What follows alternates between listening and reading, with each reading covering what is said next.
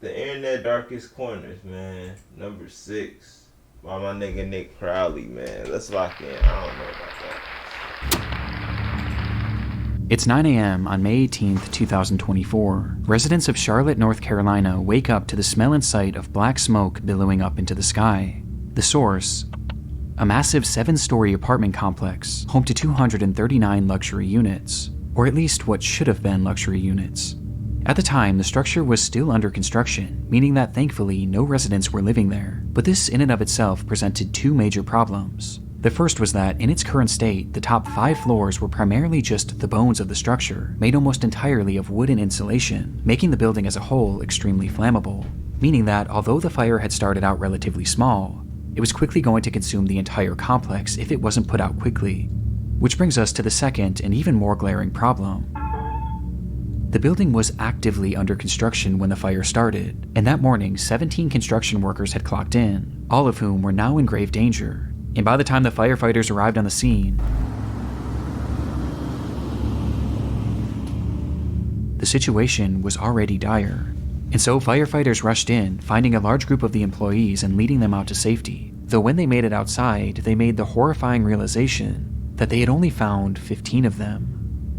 Somewhere within that labyrinth of burning wooden walls, 2 men were left behind, trapped and calling out to anyone who might hear them. And these pleas weren't just being made to those on the scene, as in the following minutes, one of the trapped men, 30-year-old DeMonte Sherrill, would take out his phone, open up Facebook, and go live, revealing the horrifying reality that both he and his friend had found themselves in. Somebody send help, we're in South Park. Help! Today we're going to be showing them Damn. the internet, and we thought you might want to come along. You gotta do it now. Now or never. What are you doing? Yo, what the? If you own a computer, here's how to get the most out of Keep it. watching, I'll be Watch back. this, watch this.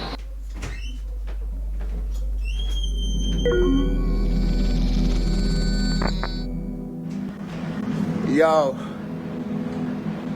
I'm at South Park right now. At work, the building on fire, and I can't get out. The stream showed DeMonte Sherrill and his friend Ruben Holmes somewhere deep within the prospective apartment complex, and though the fire hadn't yet reached them, the smoke certainly had, blanketing them in a thick impenetrable fog, not only making breathing extremely difficult, but also making it nearly impossible for rescuers to see them. It's getting harder and harder for them to see us. We're gonna have to stand out here and see.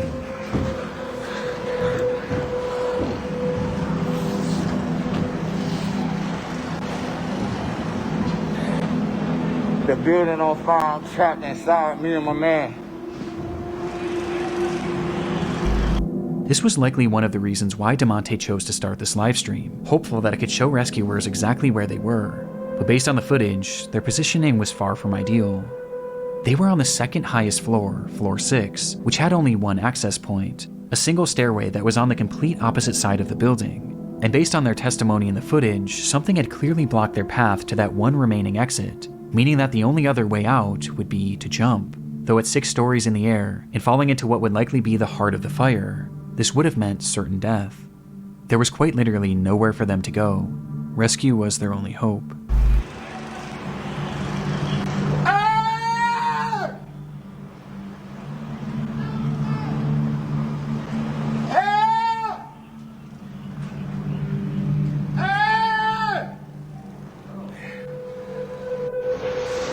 Yo, this building is on fire. I'm at work. Somebody send help, we're in South Park.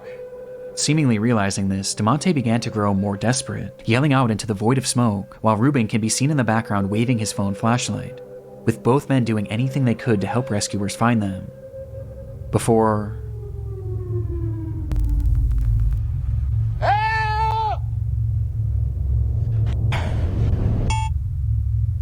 the stream abruptly ends. Rescuers were aware of the unfolding situation on the 6th story. They first tried to reach the men by using a massive crane with a basket attached, which can actually be seen in DeMonte's livestream.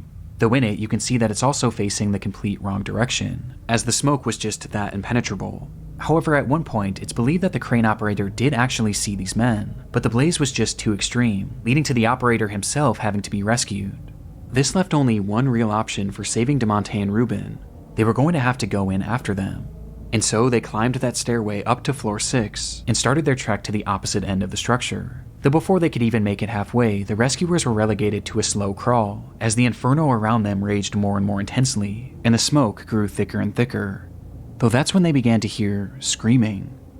Somewhere lost in that maze, Ruben and DeMonte were yelling as loud as they could for help. This sound was a sign that they were getting close. Though just then, rescuers would be met with another sound. All companies working 7741 Liberty Road Drive, evacuate structure, per command. All companies working 7741 Liberty Road Drive, evacuate structure. Command all companies, this will be defensive at this time. We'll be ready for this side to collapse. Everybody get out of the collapse zone. Confirming you are coming out, but you're not out of the building. We're on the way out. With the order being made for all of them to evacuate, as by this point, the structure was engulfed in flames, and a collapse was imminent. The firefighters tried to call out to the two in one last attempt to guide them towards rescue, but they never came. In fact, at that point, the structure fell eerily silent. They would leave that structure without DeMonte or Ruben, and minutes later, the fire consumed the entire building, with the temperature inside reaching 2,000 degrees Fahrenheit, before it collapsed. It would eventually topple to the ground. And inside, DeMonte and Ruben would become the sole fatalities of this catastrophe. Yo, I'm at South Park right now, at work, and the building on fire, and I can't get out. It's getting harder and harder for them to see us. Knowing how the story ends would make this live stream difficult for anyone to watch, but what I find most upsetting about it is that the majority of those who initially watched this were his own friends and family that followed him on Facebook, with these viewers including his own mother. And a lot of them probably had no idea he even worked this job, as he had just been hired that week. His brother had also caught the stream as it was happening and actually rushed over to the scene where he pleaded with the firefighters to watch the footage. But despite doing the best they could, there was just too much working against them to save DeMonte and Ruben. Following an investigation into the fire, it was discovered that the crew was using an organic foam insulation, which was known to be extremely flammable and produce thick black smoke. And this became deadly when the machine used to spray that insulation caught fire, sending the whole building up in flames, where they had yet to install any sort of smoke detector or alarm system to alert the crew of a fire. Making matters worse, there had been a temporary set of stairs made right where the two men had been trapped, but that stairwell had just been removed in order to make way for the permanent set of stairs. Because of this and a myriad of other issues, the companies involved with this construction were forced to pay a fine of $50,000 and are currently being sued by the families of both victims. But regardless of the outcome, nothing will ever make up for the loss of DeMonte Sherrill and Ruben Holmes.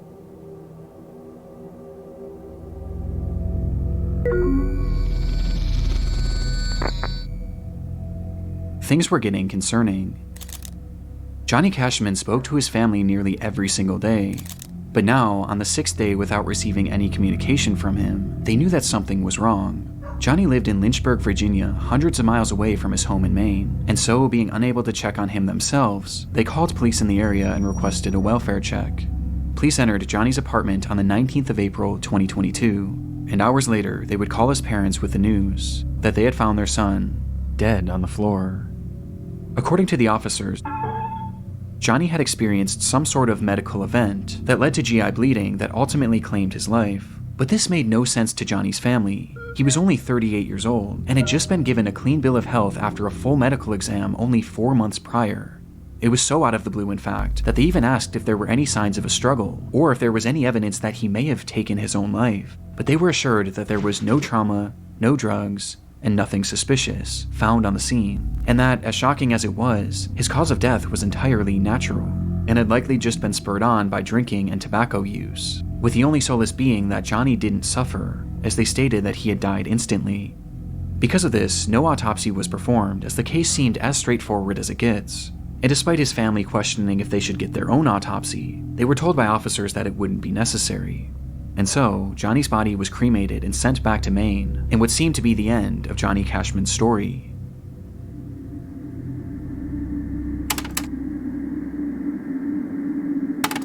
10 days after Johnny's body was discovered, his ex-girlfriend and her mother made their way back to his apartment in order to retrieve some of her belongings. She knew that re-entering the space was going to be difficult, but ultimately there was no way she could have prepared for what was waiting for her inside.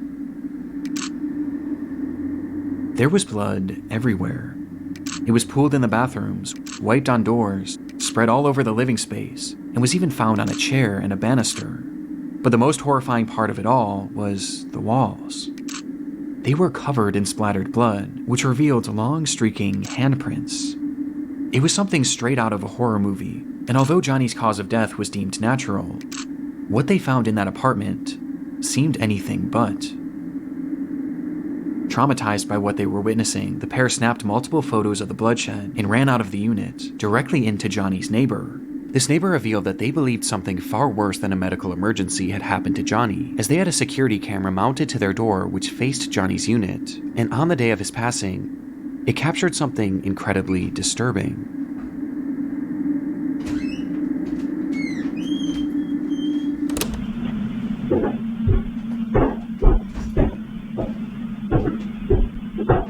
The footage shows Johnny making his way up the flight of stairs leading to his apartment at around 3:03 p.m. The fuck? My bad, chat.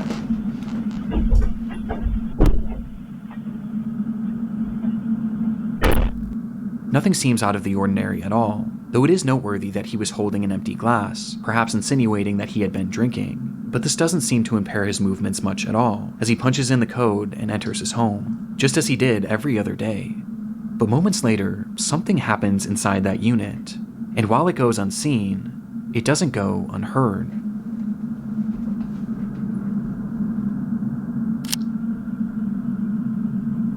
Oh, dude, what the fuck? What are you doing? Yo, what the fuck, dude? What are you doing, man?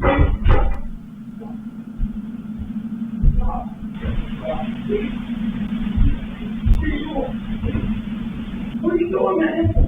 Stop. What the fuck?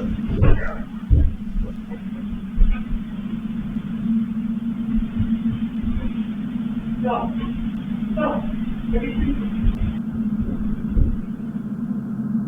The audio seems to depict a man yelling, asking repeatedly, "What are you doing?" and begging for something to stop. On top of this, you can also hear loud thuds and banging, almost as if things were falling over inside, or there was some sort of physical altercation, before the unit then goes quiet just a few seconds later. It was unclear if this voice was Johnny's, or perhaps someone else who had been inside the unit, but regardless, one thing was apparent from this audio: there was someone else in that apartment, despite the fact that Johnny lived alone. And just 7 minutes later, this unseen person would emerge. What?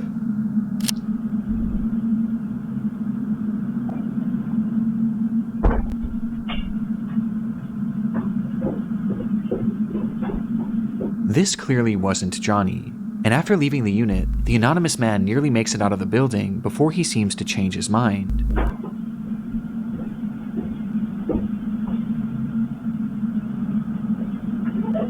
Turning around and walking back up the stairs before fiddling with the door handle, touching it only with his sleeve, like he was wiping off his fingerprints.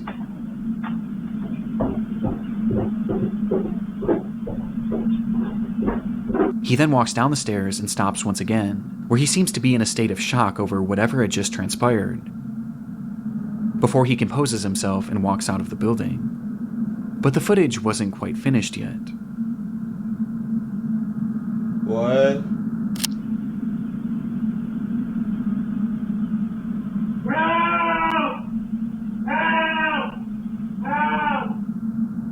Just 1 minute later, you can hear Johnny shouting for help from inside the apartment, to which moments after, he stops, and no further sound or activity would come from Johnny's unit until police arrived 5 days later. The footage and the scene at the apartment seemed to contradict what Johnny's family had been told about his death. The blood all over made it obvious that Johnny's death had not happened in an instant, and this, coupled by the presence of this unknown man who was clearly distraught and wiping off his fingerprints, as well as the sound of the apparent struggle inside, seemed to point towards something much more sinister than what was initially conveyed to the family. But even with this footage, police still believed that Johnny's death was due to a medical emergency, as they quickly changed their initial story, saying that the blood spread was due to uncontrollable vomiting, and that Johnny had in fact likely suffered, at least for a short while.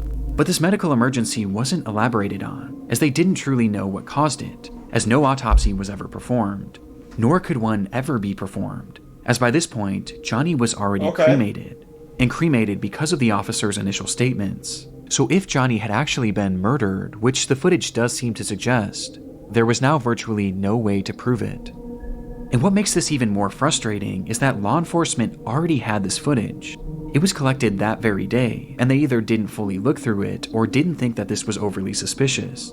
But everyone else surely did. And soon this video began making the rounds online, leading to one glaring question being asked. Who is this man? As no one in Johnny's life recognized him. Well, it wouldn't be until May 11th that investigators would finally ID him as Stephen Church, and upon being questioned, he revealed that he had moved to Lynchburg for work, but the opportunity he had lined up fell through shortly after he arrived, leaving him with no money and without a place to stay, which is when he met Johnny, who offered to let him crash on his couch. He supposedly stayed with Johnny for 3 days, and described Johnny as an alcoholic who drank constantly, including on that fateful day. When Johnny arrived home, Stephen claims that he started drunkenly yelling at him about paying rent, which led to the two getting into a verbal altercation, but he insisted that this altercation never turned physical, and that he left immediately after, to which he quickly went back to clean his prints because he was afraid that Johnny would try and have him arrested for squatting. And having already racked up 2 felonies in his life, Stephen was paranoid about going back to jail. But when Stephen was leaving, he did mention seeing Johnny hunched over the toilet as if he were going to vomit, but he claims to have left before this so-called medical emergency started. This is the gist of Stephen's account from that day, but the problem is, it doesn't really match up with what we're hearing in the video. What the fuck? What are you doing? Yo, what the fuck, dude? From the footage, we can hear everything going on in that unit, but at no point do we hear any sort of an argument, nor do we hear anything about rent. Facts. With the phrases lending themselves more to a physical struggle rather than a verbal one. In fact, the whole time it appears that we're only hearing one voice. But there is an exception.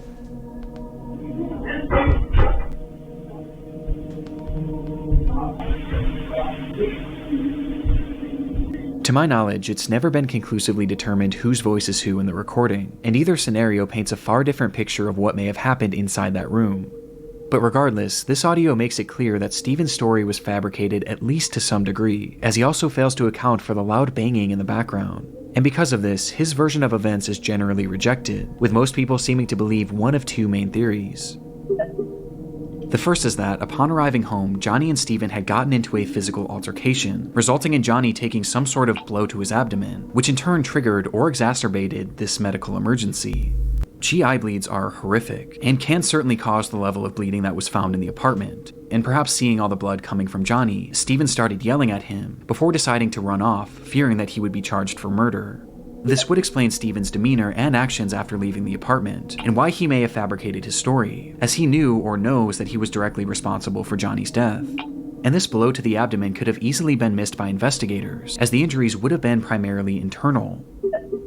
The second theory is that upon arriving home, Johnny naturally experienced a medical emergency leading to this catastrophic GI bleed.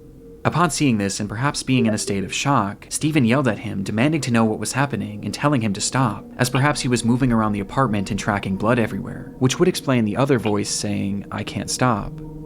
I could see how this experience would make no sense to Stephen, and perhaps just having no idea what was happening, he left and tried to make it look like he was never there, as he was afraid of being blamed for whatever was happening to Johnny, and so he essentially left Johnny there to die, whether knowingly or unknowingly. What bothers me about this theory is why 911 was never called, not only by Stephen, but by Johnny too, as his phone was found in the unit with blood on it, implying that he had it in his hand at some point, though it's possible that the massive blood loss just made him too disoriented. Damn. Both of these theories seem believable, or at least more so than the explanation that Stephen had given. However, in October of 2022, Johnny's case would officially be closed for good, with Stephen being cleared of any wrongdoing, as Johnny's death was labeled the same way that it always has been, a medical emergency that couldn't be further elaborated on. with the most relevant evidence being that Stephen's shoe prints were not found in the blood, but Johnny's were, implying that he had not been part of the struggle. But in my mind, this can be explained by both theories mentioned previously. Though regardless, without the possibility of an autopsy, this is likely where this case ends for good. But with this disturbing footage, I can't help but think that there was more to the story than we may ever know. Damn, chat, that is insane.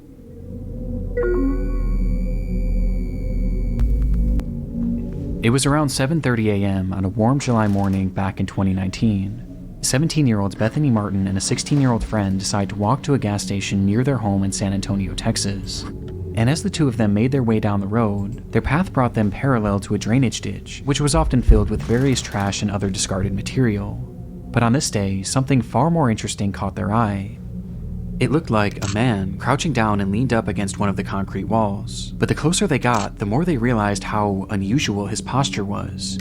He looked completely unnatural, and he wasn't moving. And by the time they came face to face with him, the reality of the situation would hit them. They had just found a dead body.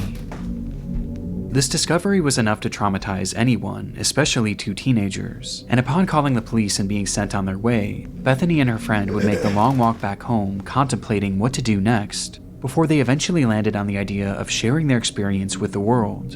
And so, as soon as they got in the door, they began to set up lights and their camera in order to film a TikTok.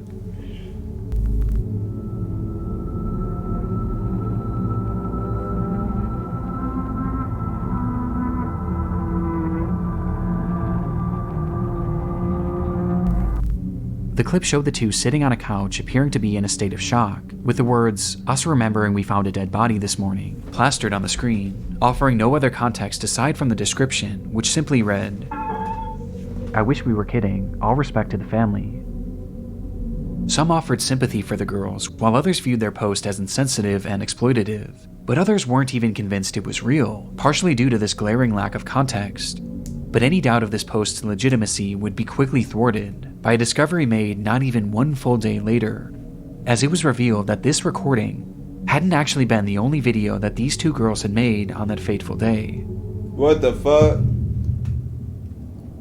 On their walk to the gas station, the girls had stumbled across the body of 25-year-old Marcus Adams, with the young man having seemingly perished earlier that morning, with it being apparent that he had taken his own life.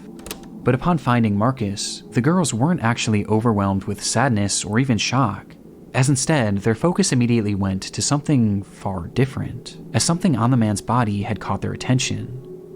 His necklace. The girls really liked it. In fact, the unnamed 16-year-old had said that it matched her fashion perfectly, and so before police arrived, the two would once again pull out their phone and start recording, showing Bethany approaching the body with her intention being to grab his necklace, which she eventually does, removing the medallion and giving it to her friend, before tossing the chain into the grass nearby, leading to the girls running away from the scene. The 16-year-old would then post that video onto her Snapchat story, for all of her close friends to see. I can't show the footage for obvious reasons, but it's truly awful. And just based on the audio alone, you can tell that they're very obviously having fun doing this. That shit wild. You gotta do it now. Now or never. Here, hold me. I got it. Oh my god. Oh my god. Oh my god. Oh my god. Oh my god.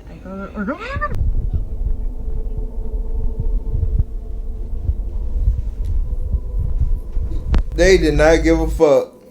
There's something so uniquely disturbing about it. It's clear that upon finding the body, there was no real emotional impact on them, at least none that outweighed their desire to steal from it. And as if stealing from this man who had just taken his own life, and posting it for all their friends to see as if it were a joke, wasn't horrible enough, they then immediately posted this other video to TikTok in an attempt to garner sympathy. It's truly awful, and made even more appalling by reports that claim that the 16-year-old had actually worn this medallion in the TikTok video and in others made following its posting. And unfortunately, their actions had even more upsetting consequences, as the footage from their Snapchat story was quickly downloaded by someone they knew and posted onto an app called Nextdoor, with the footage being totally uncensored. And it was on this app where it's claimed that many of Marcus Adams' own family members would see the footage, many of whom weren't even aware that he was deceased. Just one day after posting this TikTok, both girls were questioned by the police after the incident and the footage was reported to them, and as a result, Bethany would be charged with theft of a human corpse, but would ultimately avoid any serious jail time. Meanwhile, the 16-year-old's name and charges were never publicly released, but we do know that the medallion was returned to the family. Perhaps unsurprisingly, Bethany would later come back to her TikTok page shortly after her arrest and share her side of the story, where she gave a less than half-hearted apology, while also claiming to be the victim, saying that her friend had pressured her to steal from Marcus, as well as pressured her into making that TikTok in the first place, because she thought it would be a hit. Though obviously this didn't go over well. Shaking my head. This the same video? On December 20th, 1984, 12-year-old Janelle Matthews disappeared from her home in Greeley, Colorado in the evening hours. Thought the family got back.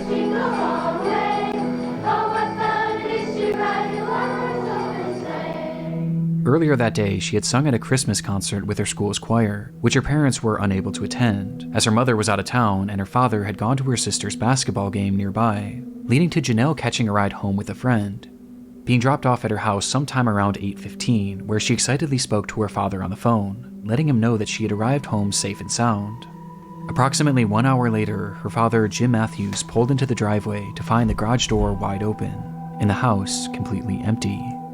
Janelle was gone, leaving behind her winter coat and even her shoes, despite it being a frigid, snowy night.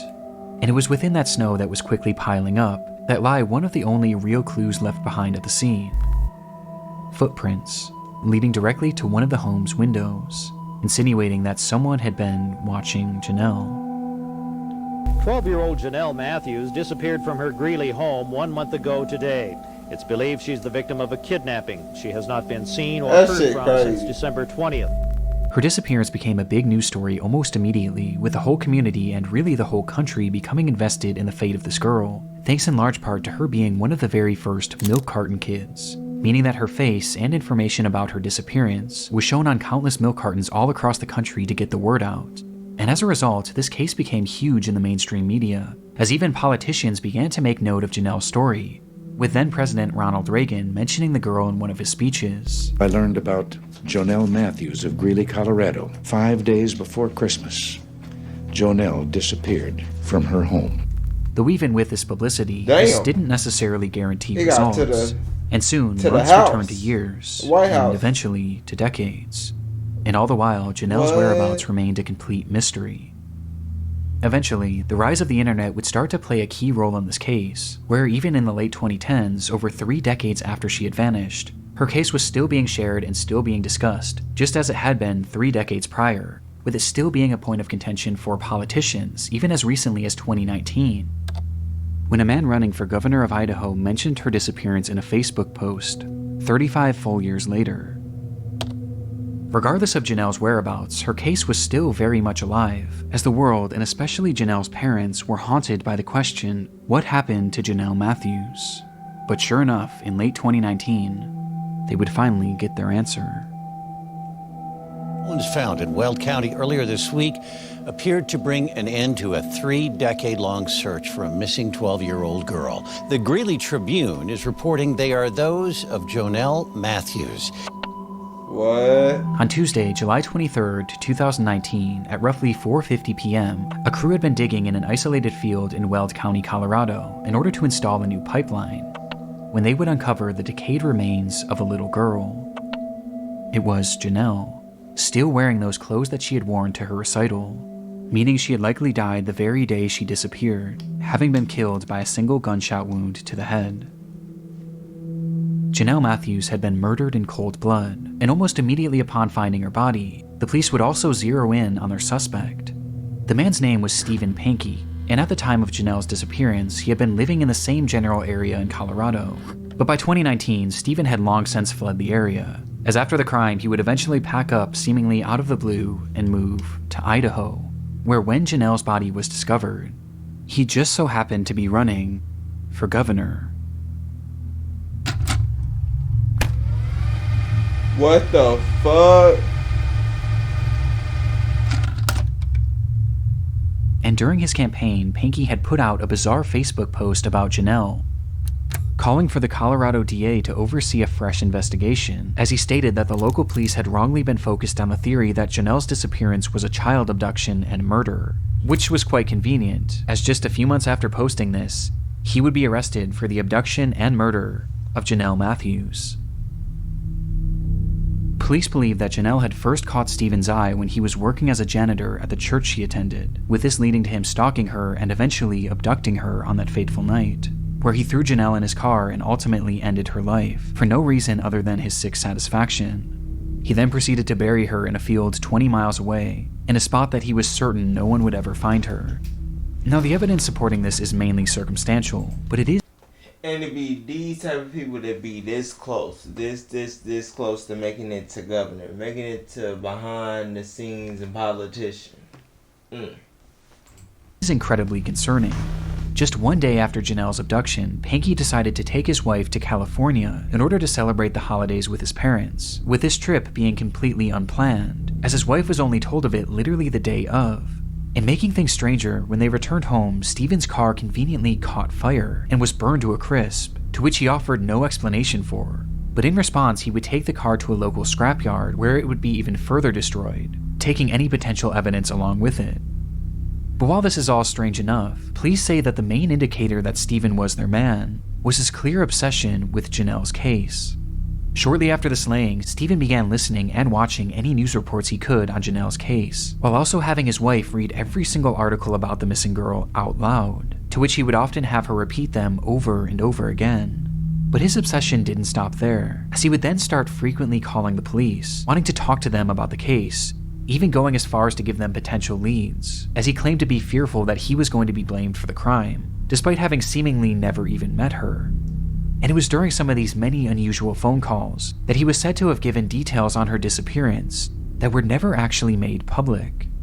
His obsession was entirely uncanny, bringing up her disappearance at random even decades later, with his Facebook post being a perfect example. And as it turns out, one of Stephen's most incriminating statements came as a result of something he mentioned in that infamous message. In it, Stephen says that his son Carl had been murdered in 2008, which is in fact true, as the murder was actually fully solved, with it being confirmed that Stephen had nothing to do with it. But when he was mourning the loss of Carl, something unusual happened. His now ex-wife recalled that following Carl's death, Pankey never once cried, until the day before his memorial service, where she watched him from a distance walk up to their son's urn and begin to sob, eventually blurting out, "I hope God didn't allow this to happen because of Janelle Matthews." Despite maintaining his innocence to this day, Pankey was sentenced to life in prison with the possibility of parole in 2040, his conviction coming 12,634 days after Janelle Matthews' disappearance, with Pankey's cryptic Facebook post serving as a dark relic of his twisted obsession that would eventually expose him as Janelle's killer.